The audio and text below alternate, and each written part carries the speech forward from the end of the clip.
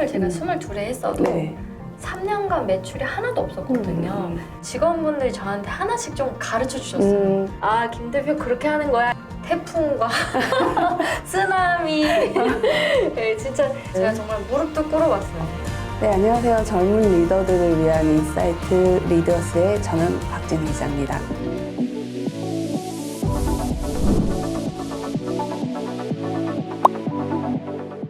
영 리더 인터뷰에 응해주신 CG온의 김유균 대표님 모셨습니다. 네, 안녕하세요. 대표님, 우리가 영 리더 인터뷰라서 사실 2030 대표님들을 모시는데 나이 공개 가능하세요? 저 되게 아슬아슬하게 2030이고요. 저 86년생이어서 37살입니다. 와, 진짜 대학생 같지 않으세요? 대학생 같죠? 감사합니다. 대표님, 회사 소개 좀 간단하게 부탁드릴게요. 저희 CG온이라는 회사는 크게 두 개의 솔루션을 운영하고 있는 기술 회사인데요. 하나의 솔루션은 악성 댓글을 좀 줄여주고 또 더 건강한 댓글을 많이 작성할 수 있게 하는 그런 위젯 형태의 IT 솔루션이어서요.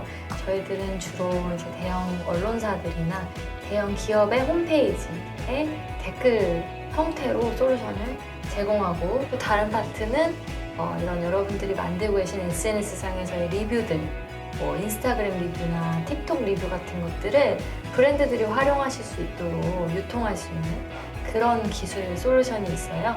그래서 저희들이 댓글과 리뷰를 다루는 그런 회사고, 이 둘을 저희들 묶어서 리액션 컨텐츠라고 부릅니다. 이제 온라인에서 어떠한 액션이 일어났을 때 이제 댓글이나 리뷰는 리액션이라고 할 수 있잖아요. 그래서 저희들이 이런 리액션을 잘 할 수 있는 그런 IT 솔루션을 만드는 기술 기업이다라고 말씀드리면 될 것 같습니다.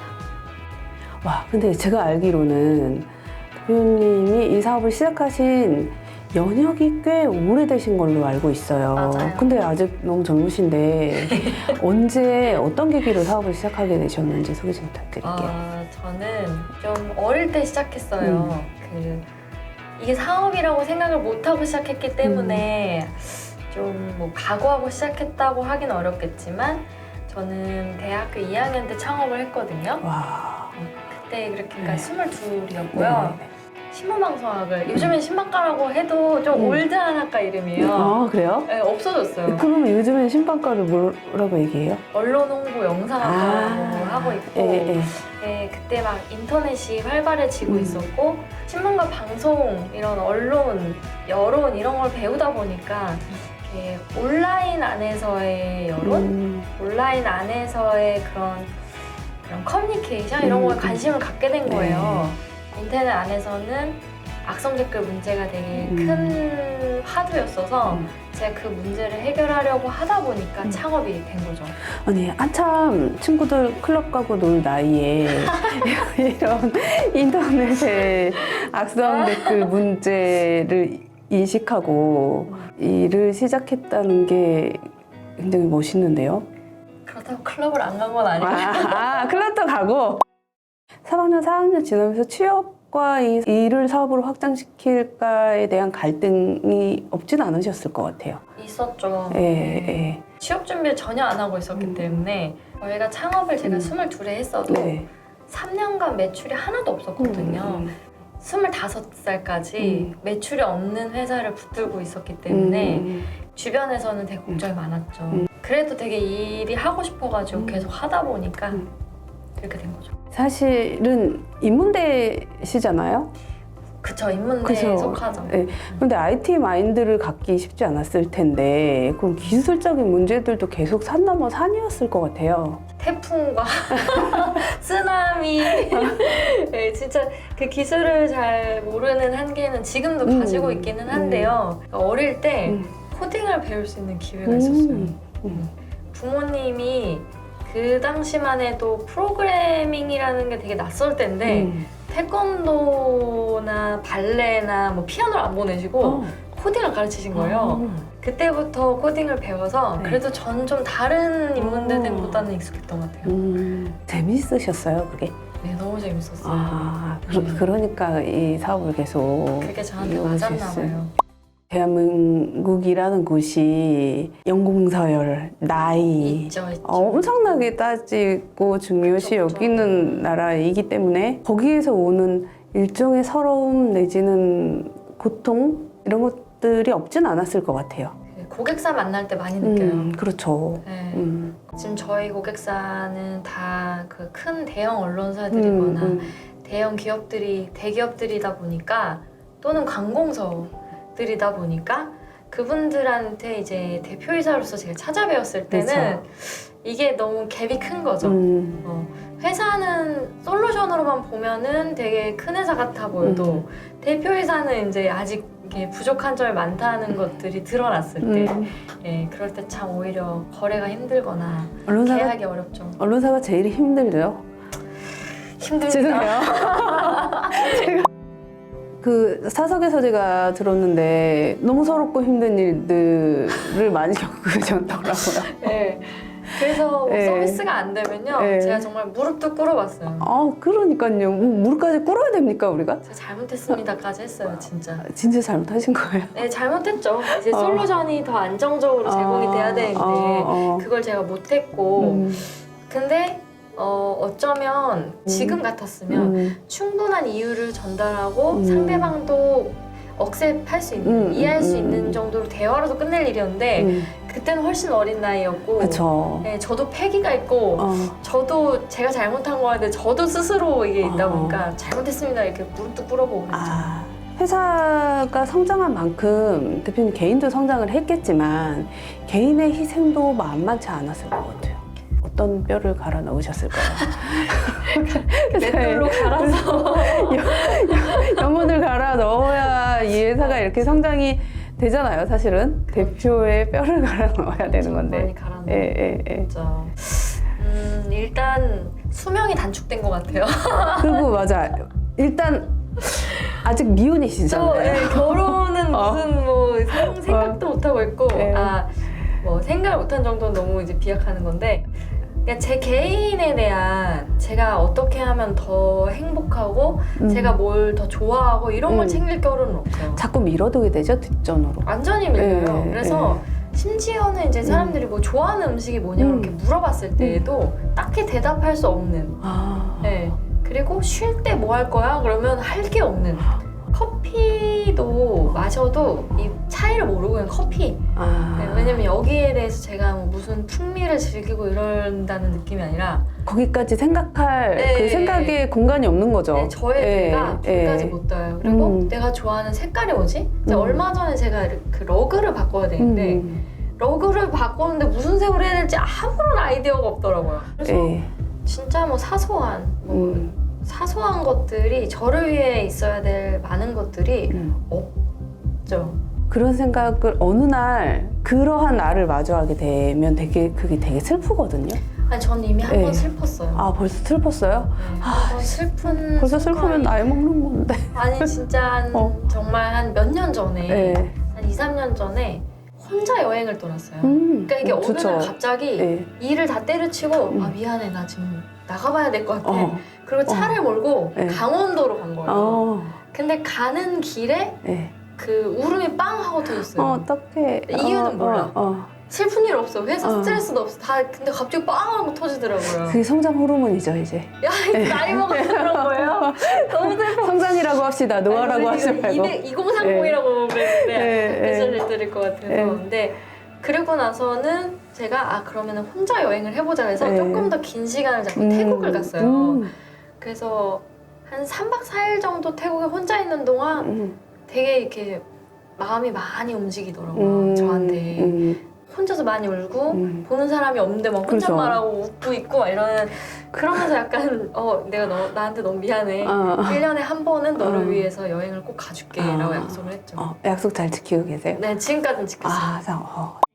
성장 과정에서 정말 힘들었다 내지는 너무 보람이 있다 이런 큰 산들을 한 번씩 넘게 되잖아요. 맞아요. 기억에 남는 일들이 있으실까요? 너무 많은데 이게 이제 22에 창업을 했고 네. 시작하면서 나이를 깠잖아요. 네. 37이고 15전을 했잖아요. 그러니까요. 그 사이에 정말 많은 일들이 네. 있었기 때문에 네. 되게 많은 게 스쳐가는데 네. 저는 가장 힘들었던 게 이제 대표이사로서 역할을 이해하는 게 힘들었던 것 같아요. 그렇죠. 그때는 제가 정말 그 대표이사라는 직업이 굉장히 카리스마 있어야 되고 되게 뭔가 리더십이 막 뛰어나야 되고 이런 강박에 사로잡혔던 것 같아요. 그래서 같이 일하는 사람 얼마나 피곤했겠어요. 아니요, 뭐 그럴 수밖에 없는 게 사실 신입사원 나이 내지는 인턴 그러니까요. 나이. 예. 근데 거꾸로 생각하면 직원 예. 입장에서는 예. 가짜났겠죠. 근데 그런데도 저 되게 운이 좋아서 되게 좋은 직원분들 많이 만났어요. 직원분들이 저한테 하나씩 좀 가르쳐 주셨어요. 직원분들에게 네. 배우면서 지금 성장. 배웠다고 전 생각해요. 예. 근데 뭐, 김 대표 그렇게 하는 거야 이렇게 한 게 아니라 그렇죠. 대표님 뭐 사실 이럴 때는 저한테 네. 이렇게 얘기해 주시면 더 좋아요. 그리고 뭐 대표님도 이럴 때는 뭐 솔직하게 얘기해 주시는 게 좋아요. 이런 거를 쌓이다 보니까 제가 좀 알겠더라고요. 이렇게 하는 거구나.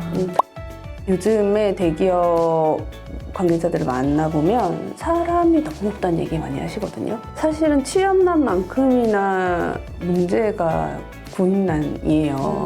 근데 왜 이런 현상이 일어났나를 이제 여러 사람들과 얘기를 해보고 기자의 시각으로 분석을 좀 해보면 2030의 젊은 친구들이 사업을 많이 하세요.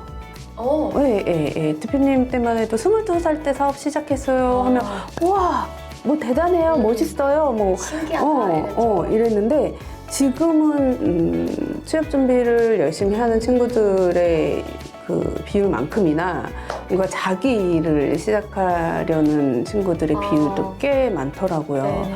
이 친구들에게 그렇게 사업을 15년 동안 꾸준히 밀고 나갈 수 있는 힘을 갖추려면 무엇이 가장 중요하다라고 해주실 수 있는 조언이 있으실까요? 일단 저는 그 분위기는 되게 환영할 만한 일인 것 같다는 생각이 들었어요. 제가 대표가 되어 보니까 이게 닥쳐오는 일들을 해치우면서 되게 성장해 나가는 것 같더라고요. 그렇죠, 맞아요. 그러니까 내가 일부러 배워야지 하면서 배울 때의 속도하고는 차원이 다른 맞아요. 이제 학습 속도. 왜냐면 당장 내가 모르면 망하니까 이게 막 닥쳐오죠. 그래서 만약에 2030들이 창업을 많이 도전하고 있고 하고 있다면 그거는 되게 성장을 해 나가는 에너지들이겠다. 그러면서 되게 좋아 보이고요. 근데 말씀 주신 것처럼 그걸 지속 가능하게 하는 건 다른 문제인 것 같더라고요. 네.